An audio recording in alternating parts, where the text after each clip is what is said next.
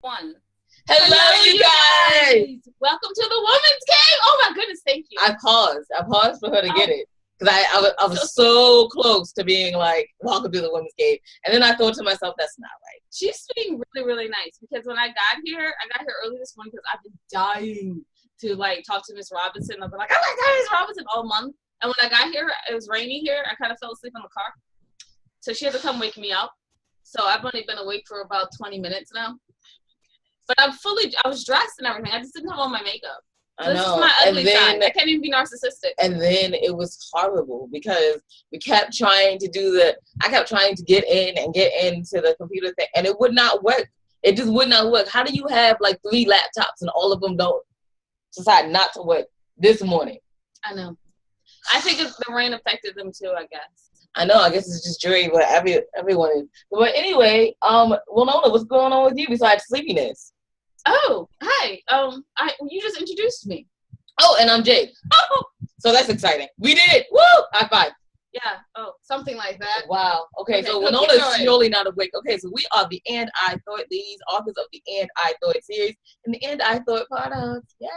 Okay, so And I Thought divorce was bad with other life lessons. And I thought being grown up was easy. And I thought I could juggle it all.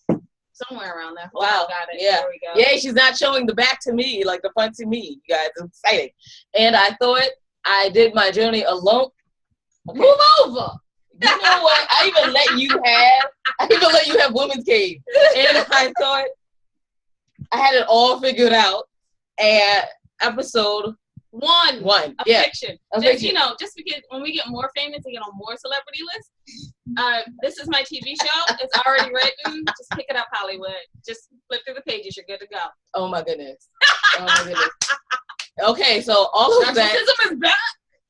I guess you woke up. Yeah, that's exciting. All of this can be found on Amazon.com, BarnesandNoble.com, and AndWeThought.com. You guys, so AndWeThought.com. If you go to the ladies page, go down to the bottom, you will see the charities that we like and we support. So one we sit on the board of. And so hopefully you guys will, donate $1 or 50 cents or whatever you have to them. They do great work. And also, you guys don't forget that we have a store that you can just go to andwethought.com. The store page will take you to our merchandise page. But you guys are not here to hear all about our lives because, come on. We're boring. Well, no, to put your hand down. We're boring. And so we are actually here to talk to a wonderful guest. She has done so many wonderful things. Wonderful guest. Would you like to introduce yourself? Hi, I'm Queressa Robinson. I'm an agent at D4e0 Literary Agency. And before that, I was an editor, acquiring editor at Thomas Dunn Books, St. Martin's Press. Oh, wow. You were an editor before. I know I read that, and sometimes when you said it, I just got surprised all over again. I'm so sorry. I think it's the lack of coffee. She's allergic to coffee. So I'm allergic to coffee. So no coffee, Winona. What? Trying to die. Okay, so I'm sorry. I know we have some questions that we're supposed to ask, but I have one question. How do you go from being an editor to an agent? I know it's not that big of a leap, but it's a leap. It is a leap. I don't know how much you know about publishing, but typically to get into editorial, you have to start off at the very bottom as an editorial assistant, and you work for someone else, usually someone who's a more senior level editor. And you can get very much stuck in that position. Typically, you're assisting someone for 5 to 8 years, while also doing all the work of an editor, acquiring your own books, editing your own books, but, continuing to do all that administrative stuff and sometimes helping to edit someone else's books. And I had been editing for 5 years and assisting for 5 years, and I just didn't want to do it anymore. And so I thought about it and was like, do I want to take a leap and try to go somewhere else as an editor, or do I want to take a leap and become an agent? And I decided to become an agent. Oh, nice.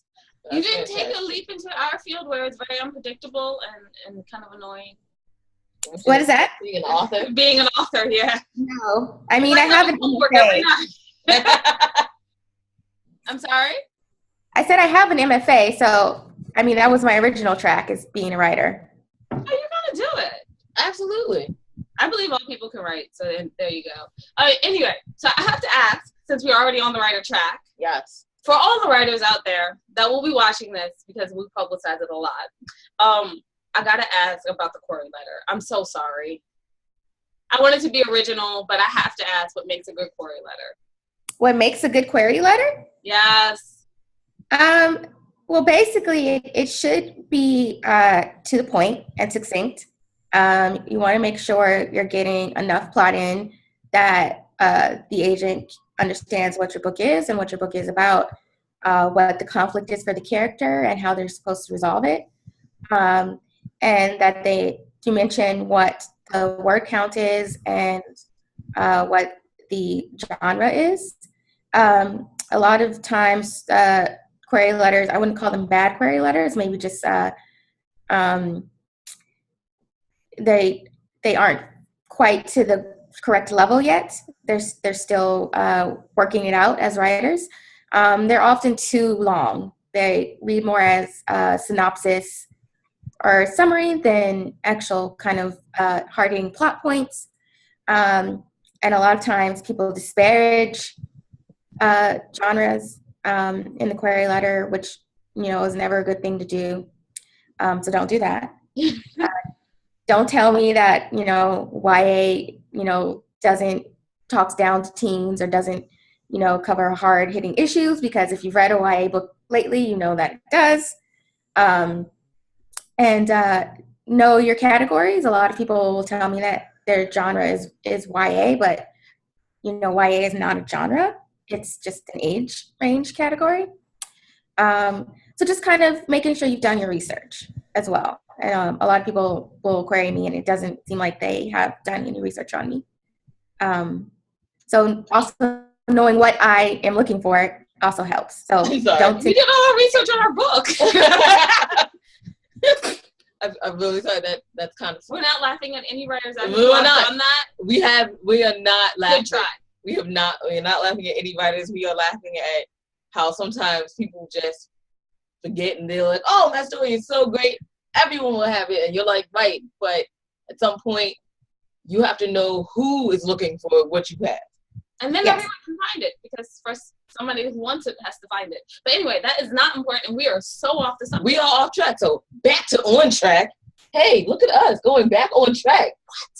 That's bump. Yes. So, okay, so you had this article written about you in a Writer's Digest. I mean, did you feel famous when it appeared?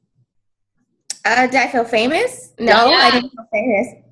I've been in the industry for 5+ years. And Writer's Digest is great, and it, gets information out to writers. But it's like still an industry magazine and an industry website. So I think I would feel more famous if it was something outside of the industry. But yeah, it's kind of, it's something that a lot of agents have had spotlights. So yeah, it was cool though. I know, I loved your picture. What was that? Loved your picture. Oh, thank you. Yes, I saw the picture and I was like, no, she's so cool. She is. If I had a book in your genre, I would have written a query letter that would have been just like the ones you described and sent it to you. I'm good. Go ahead. So did that also help you find, you had the article, did it help you find a wonderful, great stories, now? I'm still going through my queries from that. I got a lot. I think I got over 1,000 based on that article. I've seen some really great stuff. I do have a client now, and there's a lot of things that I had tried to battle out other agents for and ended up losing. But yeah, there's a lot of great stuff that I've seen coming through my inbox. There's a lot of great talent out there. Okay, that's fantastic. You see, she is reading query letters. That's how she knows which things she's looking for. So please take her advice. Yeah, please do it. I think it's just awesome because often when you query the literary, because I read all the query letters, you're like, the first 3 sentences. Mm-hmm. So thank you for putting that myth to bed. So last question. I know I was going to ask about, what was I going to ask about? Your biggest accomplishments and how did you feel? Do you mind if I switch that question? Because something came up in my head and I was just like, I have to ask. So everyone is talking about the new rise of kind of like, how networks and Amazon is doing to the film agency. Is self-publishing doing this to the original publishing establishment? Do you feel like traditional publishing establishment, do you feel that you're going to have like a huge job in the future, or is it going to change with the advent of self-publishing and indie and hybrid publishers? I don't think that's an issue. I think the issue is more about, well, at least on the adult side of publishing, a lack of diversity in terms of people who work at publishing companies, people who work at bookstores, people who are reviewers, because a lot of reasons why people choose to self-publish, especially people of color, is because their books aren't being picked up. So I think the issue is that, some of those publishers will have to face the reality of what the world actually looks like and start taking more risks on authors of color or authors who are marginalized, own voices authors. And you can see with YA that is happening, and that is resulting in huge successes and lots of money. So, I think that's the main issue. I don't think it has to do with hybrids or self-publishing. Since you brought this up, and it's been in my mind from the beginning of the time, but when I first saw your article, it was in my mind. How do you feel like being like an African American and I can't think of a good word, so I apologize. It's because I'm still asleep, and almost the lily white publishing world? It's tough. There aren't a lot of us. There aren't a lot of Right. us, not even just Black women, but just, people of color in general. I feel like I know them all. So that's kind of sad. It's the same. You fight twice as hard to get half as much. So it's just the reality of what it is right now. So to be successful, I have to kick major ass. Yeah. Wow. Okay. Okay. I'm so sorry to ask that question. Where can people find you if you want them to find you? I'm sure all you really want is another million query letters in your mouth. Well, I'm kind of all over the place. I'm on Twitter, so people can follow me there. Q&R is awesome. And I have a website. It's my name, QURESSA.com. I also have a Publishers Marketplace page. And you can also find me on my agency's website, which is D4e0literateagency.com. I love that name, by the way. I was like, when you emailed us back, I was like, I always wanted to interview someone from there because it's just got that odd name, and I feel like it's so futuristic. And I'm sorry, I'm gonna be silly. Well, Winona, you guys, she has all, I think, creative people have quirks. We have our quirks. So yes, I always consider my quirk to be narcissism, but this new one that's kind of geeky, I'm not sure I like it. I'm not. You've always been a little geeky though. We did a whole Doctor Who episode. I mean, everyone knows. Is that how they know? Yes, everyone knows. Taking it down immediately. So thank you guys. Thank you so much for showing up, Ms. Robinson, on our silly show, and for being patient. Yes, our technical. Wow, if I can learn how to talk issues. So, you guys, we are the And I Thought Ladies. We wrote the And I Thought series, all available on Amazon.com, BarnesandNoble.com, and AndWeThought.com. And if you go to AndWeThought.com, you keep up with everything that we're doing, and even maybe, possibly, sometime in the future, see our pilot episode of Just Writing Life. Can I say one thing? Yo, we had the premiere party on Saturday. We did not have. We had a viewing. She just wants to make it bigger than it is. It was big in my head. Okay, so great. It is big in your head. Thank you. Oh, yeah. Well known. Go for it. Well known. She needs to listen to that song about being humble. Moving on. Okay, so anyway, we're moving on. So you guys, you can always check us out on andwethought.com. Go to the ladies page, go to the bottom, go to charities. And just remember that wisdom is all around you if you're open to finding it and accepting it. What? Number 10. 9. Number 9. High five. So peace and love from Jade. And we'll know. I broke my nail. Bye-bye, you guys.